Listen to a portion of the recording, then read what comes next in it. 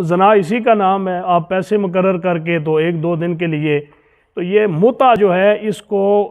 یہ ایسے نکاح کو کہا جاتا ہے کہ جو مقررہ وقت کے اندر مقررہ رقم کے ساتھ جو ہے وہ نکاح کیا جاتا ہے، اس کو متع کہا جاتا ہے۔ اب متع کی اجازت جو ہے وہ یہ کہتے ہیں جی کہ یہ متع جائز ہے، اس لیے کہ حضور صلی اللہ علیہ وسلم کے زمانے میں بھی یہ ہوتا رہا ہے، تو اس میں شک نہیں ہے کہ زمانہ جاہلیت کے اندر متع کا رواج تھا۔ چونکہ اسلام کے احکام بتدریج نازل ہوئے ہیں، اس لیے ابتداء اسلام میں یہ رواج باقی رہا، لیکن بعد میں واضح طور پر اس کی حرمت کا اعلان کر دیا گیا۔ ابن ماجہ میں ہے کہ حضور صلی اللہ علیہ وسلم نے ارشاد فرمایا، اے لوگو، میں نے تمہیں متع کی اجازت دی تھی، لیکن اب اللہ نے اسے قیامت تک کے لیے حرام کر دیا ہے۔ یعنی اس کا مطلب یہ ہے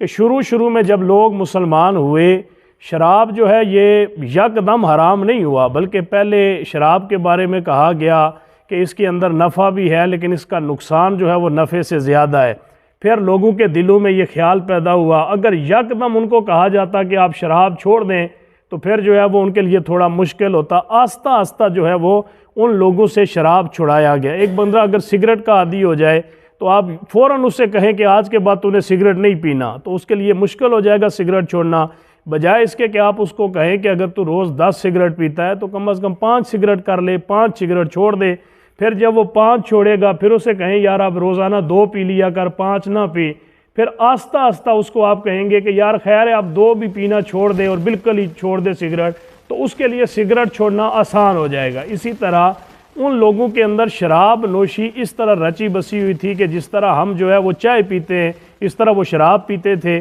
اب اسلام اگر فوراً ان کو کہہ دیتا کہ شراب چھوڑ دے تو بہت سارے لوگ جو شراب کے عادی تھے وہ کہتے یار چھوڑیں، اس دین کے اندر کیا داخل ہونا ہے، یہ تو ہمیں شراب بھی نہیں پینے دیتا۔ آہستہ آہستہ دین نے جو ہے وہ ان لوگوں کو پہلے تعلیم دی، تعلیم دینے کے بعد پھر ان کو جو ہے وہ شراب نوشی سے ہٹایا۔ اسی طرح یہ جو متع تھا یہ ان لوگوں کے اندر اس کا رواج موجود تھا۔ حضور صلی اللہ علیہ وسلم اگر فوراً اس متع کو حرام کر دیتے تو پھر جو ہے وہ زنا کے رسیہ جو لوگ تھے یا اس چیز کے جو شوقین تھے وہ شاید ان کے لیے یہ چیز مشکل ہو جاتی۔ اس لیے آسانی پیدا کرنے کے لیے شروع میں اس کی اجازت تھی، لیکن بعد میں جو ہے وہ اس چیز کو ختم کر دیا گیا۔